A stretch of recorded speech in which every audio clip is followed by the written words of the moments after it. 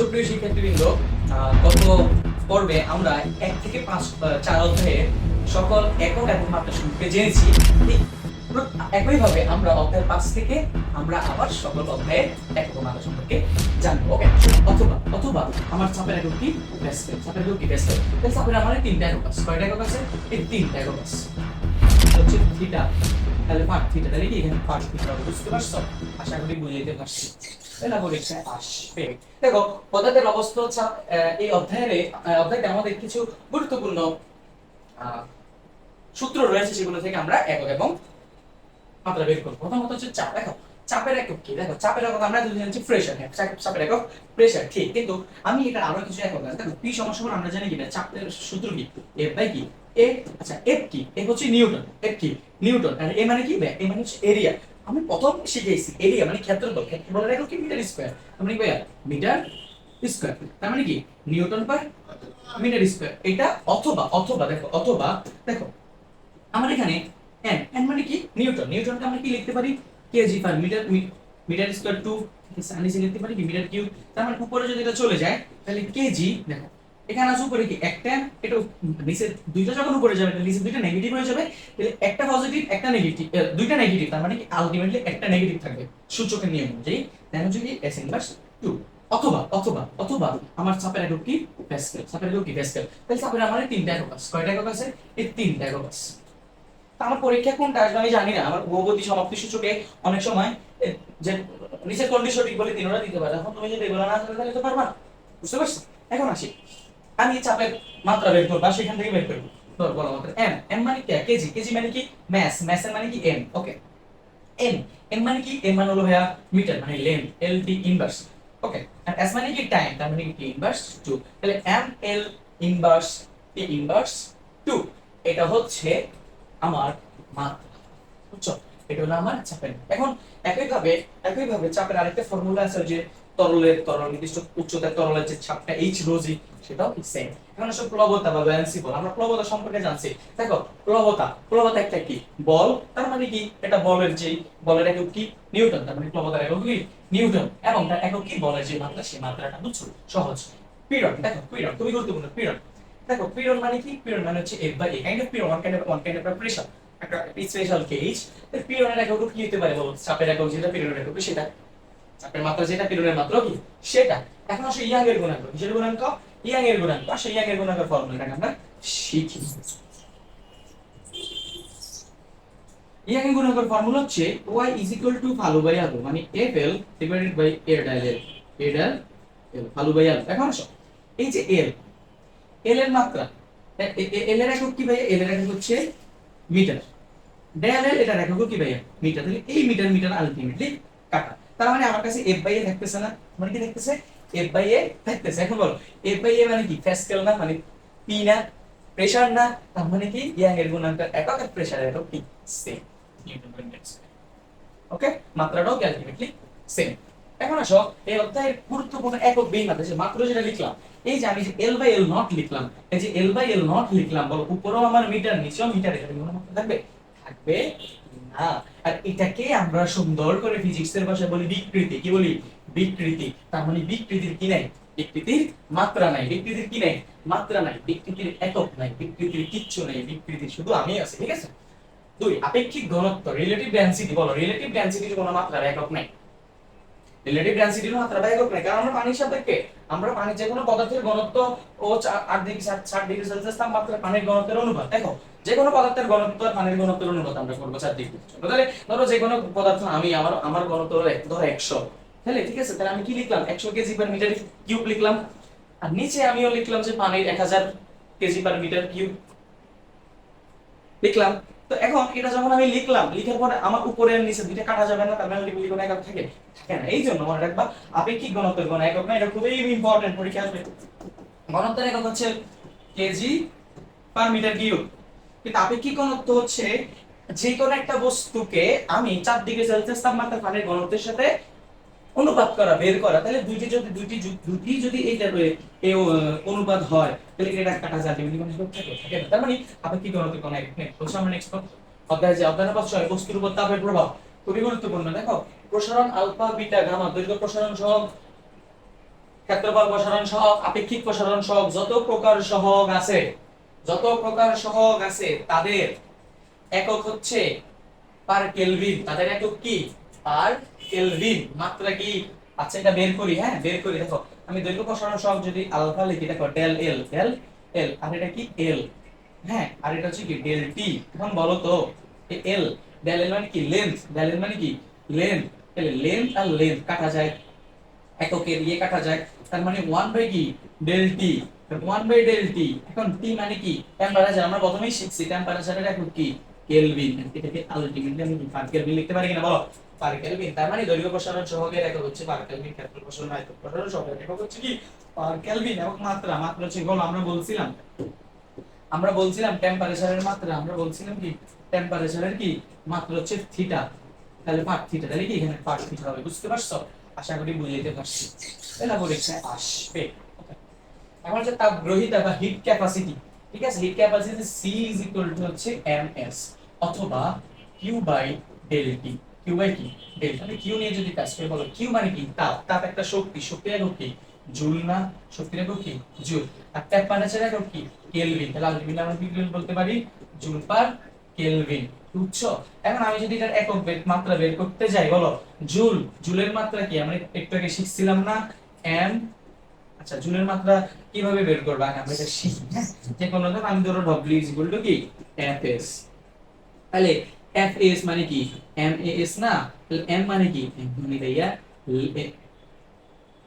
ভর, ভরকে আমরা কি দ্বারা প্রকাশ করি ম্যাস, আর এ মানে কি ত্বরণ না, তাহলে এমএস ইনভার্স 2, আর এস মানে কি টাইম, এস মানে কি এখানে সরণ, সরণ দ্বারা কি বোঝাচ্ছে কোনো কিছুর দৈর্ঘ্য মানে লেন্থ বোঝাচ্ছে, তার মানে কি এল, তার মানে আমি আলটিমেটলি কি পাচ্ছি এমএল, এমএল আর টাইম। আগে এককটা বের করি, এলিভেটর দেখো এককটা বের করি, এমএল একক কি কেজি, এর একক কি মিটার পার সেকেন্ড ইনভার্স 2, আর এস এর একক কি এস এর একক হচ্ছে মিটার। আলটিমেটলি আমরা কি পাচ্ছি kg metre square per second inverse 2। এখন কেজির জন্য আমরা লিখতে পারি কি ম্যাস এম, মিটার স্কয়ার মানে লেন্থ এল ইনভার্স, আর টাইম স্কয়ার মানে কত টি ইনভার্স 2, তাহলে M L square T inverse 2। তাহলে জুলের একক মাত্রা আমি লিখতে পারি কি দেখো M L, M L square T inverse 2 divided by এসে কে, এসে কে কে কে এর ইয়ে কি মানে থিটা না, বলো কে এর এসে কি থিটা না, মাত্রা কি থিটা না, মানে তাপমাত্রা, তাপমাত্রা থিটা না, তাহলে এটাকে আমি সুন্দর করে কি লিখতে পারি M L square T inverse 2 আর থিটা। এই ছিল প্রথমে, বুঝছো? বের করে দেখবা, বুঝা গেছে? এখন আসলে আপেক্ষিক তাপ, আপেক্ষিক তাপ S is equal to Q by del MT, বুঝছো? তাহলে Q, Q মানে কি? Q মানে আমরা কেবল বললাম জুল না, জুল না। আর M মানে কি ডেল M মানে কি কেজি না, মানে ভরের পরিবর্তন। T মানে কি টেম্পারেচার, মানে কি কেলভিন। তাহলে আলটিমেটলি আমরা কি বলতে পারি joule per kg per kelvin. দেখো joule per kg per kelvin. এখন আসো মাত্রাটা আমরা বের করে শিখি। বলো উপরে কি জুল ছিল না, বলো জুল, তো জুলের জন্য আমরা কি লিখতে পারি মাত্রা বের করলাম M L square T inverse 2 kg, মানে কেজি মানে কোন বস্তুর ভর, তার মানে সেটা কি এম, আর কে মানে কি কে মানে হলো কেলভিন, তার মানে সেটার মাত্রা আমি কি লিখতে পারি থিটা। তাহলে আমরা জানি বস্তু জানি, তার মানে এখন এই এমটা যদি উপরে চলে যায় তাহলে এম কাটা যায়, আর আলটিমেটলি আমার কাছে থাকছে যে L L square T inverse 2 theta 2 পড়ে গেল হবে ইনভার্স 1, তার মানে L square T inverse 2 theta inverse 1। দেখো L square T inverse 2 theta inverse 1, এই বুঝতে পারছো? এটা আমার আপেক্ষিক তাপের একক এবং মাত্রা বের করার প্রসেস।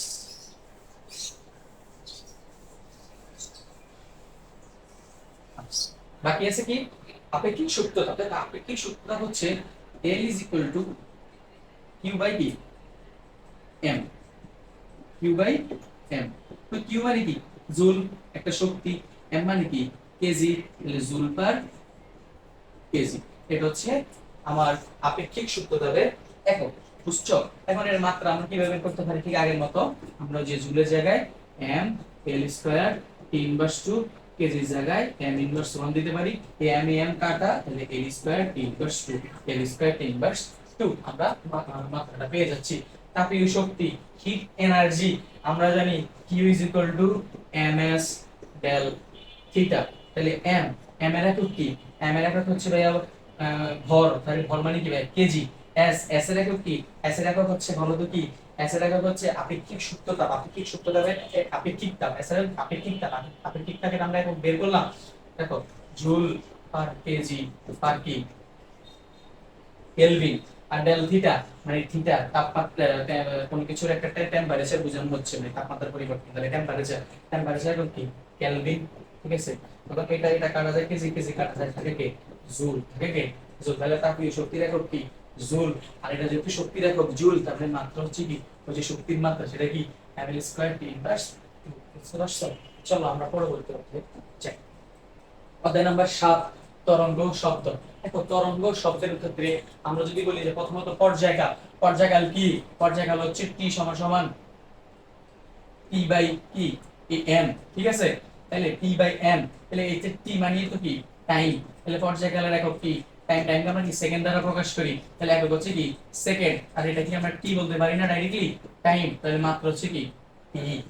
তারপর হলো দুই কম্পাঙ্ক, কম্পাঙ্ক আমরা জানি f is equal to 1 by t, তার মানে 1 by t এর একক কি সেকেন্ড, তার মানে কি সেকেন্ড ইনভার্স 1, তাহলে কম্পাঙ্কের একক হচ্ছে সেকেন্ড ইনভার্স বা হার্স, সেকেন্ড ইনভার্স বা হার্স বা s ইনভার্স, বুঝছো। এখন 1 by s না, এখন s মানে কি টাইম না, তাহলে টাইম মানে কি t, তার মানে কি এটা t ইনভার্স হবে, মাত্রা কি হবে t। মানে আবার বলে মাত্রার জন্য আমরা ওই রাশির প্রথম বড় যেটা ইউজ করে থাকি, বুঝতে পারছো।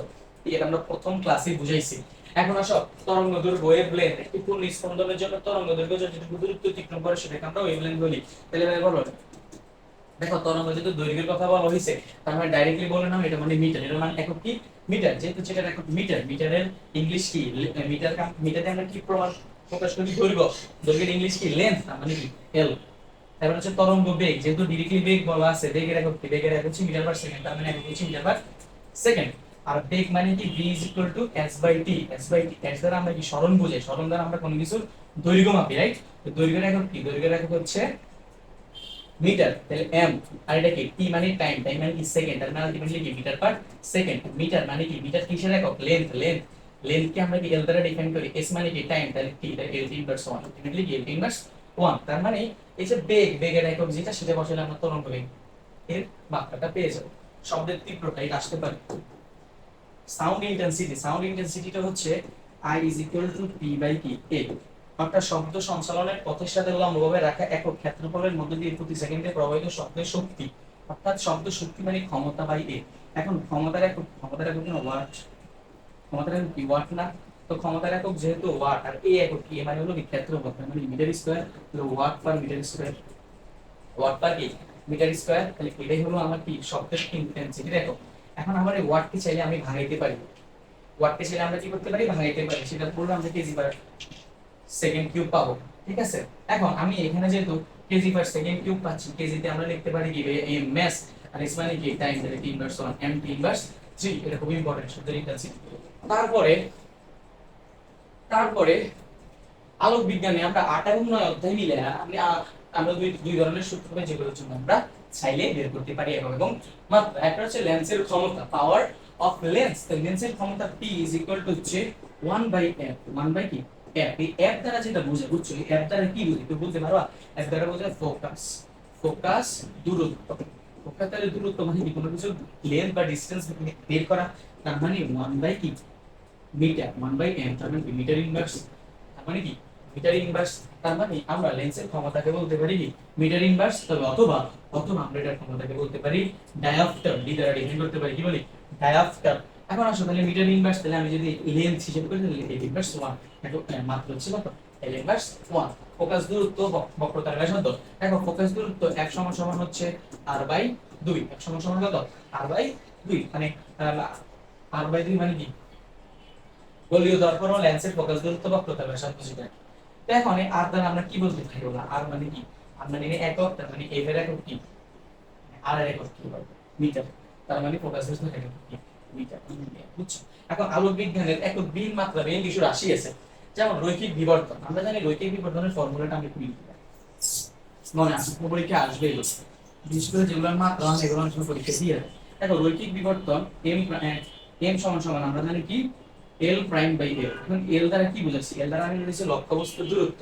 তো লক্ষ্যবস্তুর দূরত্ব নাকি কি মানে দূরত্ব হচ্ছে মিটার, ওকে। আর এটা সরি প্রতিবিম্বের দূরত্ব। আর l মানে কি লক্ষ্যবস্তুর দূরত্ব, দূরত্ব তো বুঝাচ্ছি, তার মানে দূরত্বের একক কি মিটার। তাহলে মিটার কাটা গেলে কোনো একক থাকে কেন? একক থাকে, তারপরে মাত্রা নেই। তারপরে প্রতিসরণাঙ্ক, দেখো প্রতিসরণাঙ্ক আমরা জানি ফর্মুলা কি? প্রতিসরণাঙ্ক এটা ইজ ইকুয়াল টু কত? sin i sin r, ঠিক না? তো মানলাম যে এটার একক কি থিটা, এটার একক কি থিটা। তো থিটা থিটা কাটা গেছে, কোনো প্রতিসরণ একক থাকে না। সম্পর্ক কোণ বা ক্রিটিক্যাল কোণ, সম্পর্ক কোণের ফর্মুলা কি? যে eta is equal to sin 90 degree divided by ধরো sin কি থিটা সি। তাহলে এটাও ডিগ্রি, এটাও ডিগ্রি, ডিগ্রি থিটা ডিগ্রি কাটা যায় না, কোনো কি একক থাকে না। তাহলে এটার মাত্রা হয় নিরপেক্ষ। এটার মাত্রা কি হয়? নিরপেক্ষ। আমরা আরো একটা পর্বের মাধ্যমে বাক্যগুলো আমরা কভার করে ফেলবো ইনশাআল্লাহ। কেমন হচ্ছে ক্লাসগুলো? এর চেয়েও যদি বেশি কোনো মাত্রা তোমরা পেয়ে থাকো অবশ্যই কমেন্টে আমাকে জানিয়ে দিবে।